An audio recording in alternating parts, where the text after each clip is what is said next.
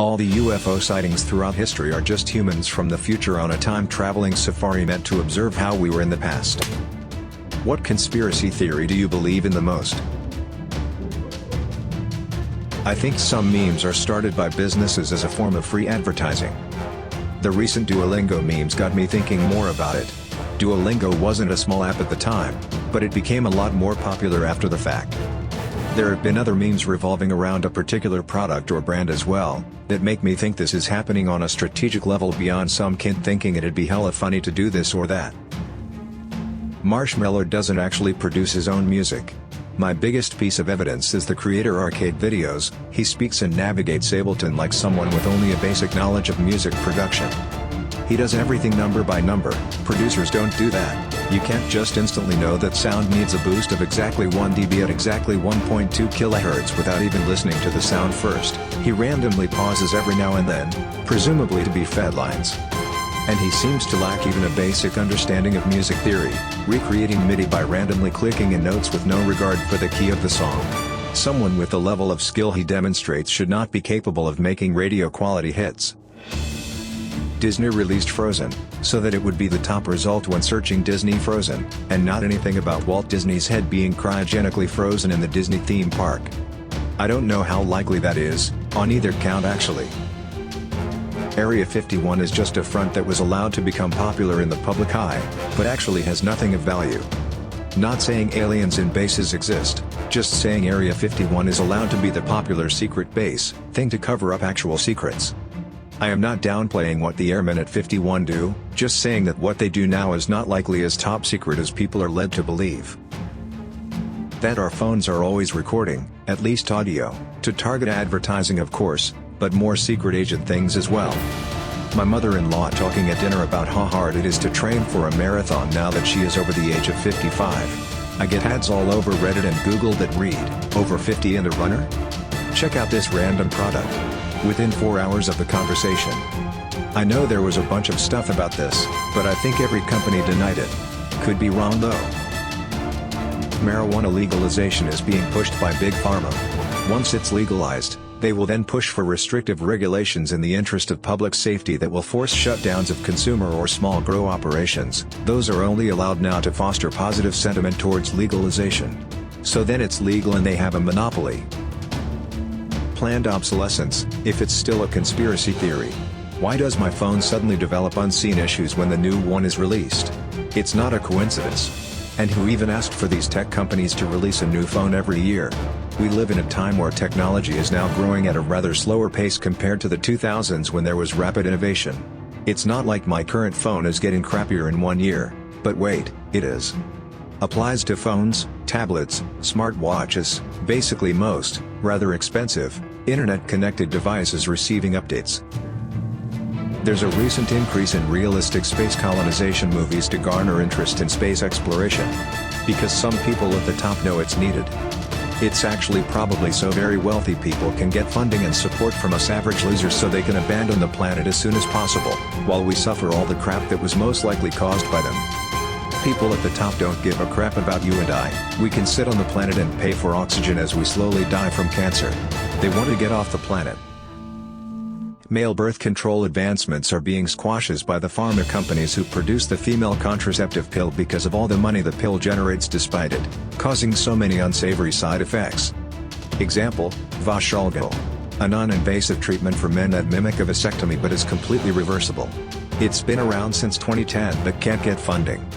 I think it's because it is a once of, maybe more than once depending on number of kids you want, treatment and reversal and not a daily dose, so it is not a constant income. Why fund something that won't give you a steady stream of money, even if it means a healthier society? I am not talking about the male contraceptive pill or spermicide gel. This is, for lack of better way to explain, an IUD type thing for men, completely different to the male pill that has made mainstream media. It was developed in India and there are online sites for them to get funding through sponsors. This is my tinfoil hat theory, it's not based on meticulous research.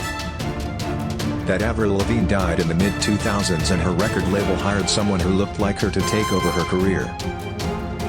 Michael Jordan didn't decide to step away from the NBA to play baseball to honor his dad or anything like that. He got caught gambling and David Stern couldn't allow the league to lose all credibility with its biggest star being suspended for betting on games. He had him take a couple years off instead of publicly punishing him. I've posted this one before, but I think that there are high-level rings of pedophiles and sexual predators specifically so that those above them can keep them under control. We know that there are kingmakers. While the big actors and musicians today are certainly talented, there are plenty of B and C-listers who could be just as big if only they had the backing of a big publisher like Disney, Paramount, etc. Thing is, making a king is expensive. You have to spend a lot of time and money getting the public to care about them before they start to pay you back, and once they're big they don't technically need you anymore. So the kingmakers are naturally going to look for people who are retainable to ensure they get their investment back. They have to. For every king they make dozens of duds. It's an expensive process. Sometimes that's as simple as them being naive. A good legal contract can lock them in for a long time, and often the only way out is to destroy your value so the kingmaker stops caring. Look at Britney Spears' meltdown for example, but if you can't get that then blackmail works just as well. I suspect that for a long time homosexuality was the go-to black mark. That's why it seemed like for so long that the big names were always having gay scandals and the like. It was easy to stage, easy to feed them their vice of choice when they were good, and not illegal, just career suicide, so it was low risk high reward. But of course the downside to making a king is that he gets a good deal of power too, and eventually public opinion shifted and it became okay to be gay. Could still destroy some careers. The teen heartthrob loses a lot of his appeal when it turns out he's more interested in his very small male fanbase, but hardly enough to keep them from going solo or jumping to another label. So now they moved on to more shocking and illegal appetites. Harder to spot vulnerable marks and tougher to get them their vice of choice, but if it was easy to make a king everybody would be doing it. Someone who abuses women or children isn't about to cross their handler, they shut up and take their cut. After all, they're still being handsomely rewarded, just not as much as they could be making if they didn't have a publisher leeching out the lion's share of their profits. I don't think this is a huge coordinated conspiracy, mind you. I think that quite a few successful talent managers have discovered that sexual predators are surprisingly easy to manage if you're willing to clean up their messes for them, and that when you're talking about tens of millions of dollars you can suddenly afford high-powered lawyers and firemen who neither ask nor answer questions. But between predators gaining power and promoting like-minded monsters, and managers seeking out predators because they're easy to keep on contract, I think it explains a bit of why there always seems to be at least a few sexual assault scandals going on in movies and music at any given time. All the UFO sightings throughout history are just humans from the future on a time-traveling safari meant to observe how we were in the past. They are supposed to keep out of sight, but because of human and mechanical errors, there have been hiccups with their cloaking which have resulted in being seen. That's why there have always been so many reports of them throughout history, but there has never been an attack. It's just us. Also the reason why we don't see as many examples of UFOs now even through pretty much everyone has a camera is because people are not that interested in this time period since we already document aspects of human life all the time. PETA is ran by the meat industry to delegitimize vegetarianism and cutting back on meat. This one is more personal but I fully believe it. Long story short, my father-in-law was good friends with a guy who was pretty high up in Boeing. Like, knew some top secret kinda stuff. Well, he ended up quitting as he couldn't take the pressure. He was a very paranoid person, to the point as was a hindrance to his life. Well, a few months after he starts telling my father-in-law that he's being watched and followed and that the government is coming for him. Like I said, insanely paranoid. A few extra details that will be important: he drove a moped as his primary transportation and he was very overweight. Lo and behold, he comes up dead a month or so later. The official story is this: he was riding along when a hitchhiker waved him down. He stopped to pick him up, drove a few miles down the road to a secluded wooded area, pulled off the road, walked into the woods and shot himself. I shouldn't need to explain what's wrong here, but I will anyway. I'm supposed to believe that a guy with crippling paranoia picked up some random hitchhiker and then killed himself. Even if he wasn't paranoid, it's basically impossible for him to fit a small child on his moped with him, let alone a full-grown male adult. No information was ever released about the hitchhiker. No name, no statements to the police, nothing.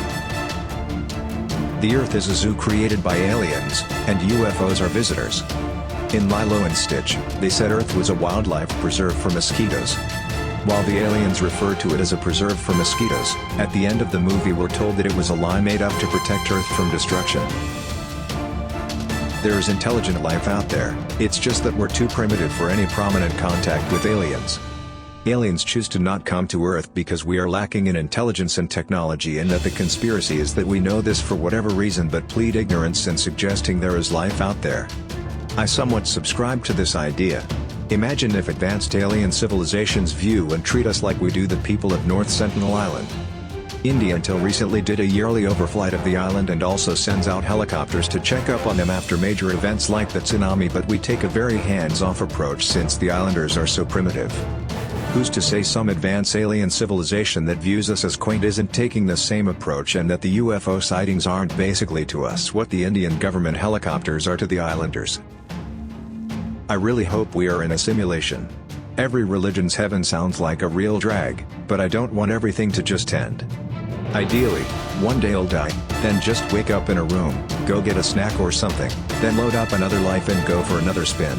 Repeat millions or billions of times. That Princess Diana's death was orchestrated by Prince Charles. I just can't wrap my head around the idea that this guy has an affair with Camilla and gets caught. Divorce happens, and even during the divorce and after, she is doing absolutely the best, like just killing it, still in her duties, mom duties, the gorgeous revenge velvet dress, the entire world adores her. Then all of a sudden she dies in this car accident due to her driver? You know how many countless times she was driven by someone who was trained and hired specifically for the royal family. Then Prince Charles gets married to Camilla and all is right and well again in the public eye the world gets to see. Federal law enforcement bodies are working with the public and private prison industries to flood the streets with heroin and fentanyl, because they see the impending mass legalization of marijuana, and can't risk that many empty cells. A massive uptick in street opioid use in the past few years, combined with aggressive policies targeting legitimate pain patients, and cutting them off of their medications, as well as restricting doctors' abilities to treat more people with things like Suboxone. It's not Big Pharma. Why would they allow their most popular and abusable medications to be all but banned if they're as big and powerful as everyone thinks? It's not like they're hawking new treatment drugs, and the government is working hard to ban natural alternatives like kratom on top of it. To me, it all points to a concentrated effort to increase drug-related offenses to keep fines and court fees rolling in and cells filled after weed is legal. Amazon tracks people who buy Ring doorbells and then waits for those same people to buy another product. Then they send actors and actresses to deliver the next package. While delivering, the actors are told to do something cute or quirky, dance, smell the flowers on the porch, or pet a dog, so that the owners will hopefully see the footage and post it online to social media and give the impression that working for Amazon is actually fun and exciting. All the while getting free advertisement. Music feuds don't exist. They are created by record labels. Anybody who thinks Taylor Swift and Katy Perry were feuding are morons. It is a marketing stunt. Their record labels create these feuds to sell music. When Taylor fans think Katy does a song about her, they all buy the song to see what she is saying, then buy her album to find more songs that they think are about Taylor, and the exact same thing for Katy fans. They are given generic songs to sing that people just assume are about the other but in reality aren't about anybody. Same goes for rap feuds. A up-and-coming rapper feuds with a more successful rapper to gain popularity, just as that more successful rapper did when they were coming up. All these feuds are just to sell more music. Stoned ape theory is fascinating. The possibility that our conscious thought and self-awareness was developed from monkeys eating mushrooms is so crazy but still plausible. Remember when you were a child and had a life-changing revelation on how the world works? Remember any one of the life revelations that brought you to where you are? All of your thought from that point forth was altered and now on a different path of thinking. Your reality became different and a clearing took place in your mind where you finally understood. An epiphany. This absolutely happens when you take a high enough dose of psilocybin. The theory is that primates discovered shrooms in the wild and it unlocked logic or analytical thinking in their brain, the one thing that most differentiates us. With this newfound logic came a biological shift over millions of years. It would make sense that the split happened sudden and remained divided, since humans with logic wouldn't form social bonds with primates like that. They'd stick to their species for survival and easier hunting. That the governments of this world, and other entities mentioned in these things, are double-playing the conspiracy theories and theorists, and not only through stigmas like the tinfoil hat. I believe that, for example, if there is one huge leak by one of these guys, or maybe even by someone like Snowden, not him specifically, but someone in his kind of position, or at least someone that won't be instantly deemed a nutjob, it's in fact a decoy. You hear about the mess-ups they can afford to let you hear about, thus keeping everything in a constant state of confusion. Are they really that stupid to have that leaked? Or are they 3 steps ahead? You can never know, and that's the way they want you to be. There's a lot of things that go smoother than silk and nothing ever truly feels like it's changing. It's like, I believe they would have the manpower, the intelligence, and the stakes high enough to pull something like this off. Thanks for listening to Radio TTS. Hit the subscribe button and activate the bell notification. Share your own favorite conspiracy theory in the comments below and let me know which of the listed theories you like the most.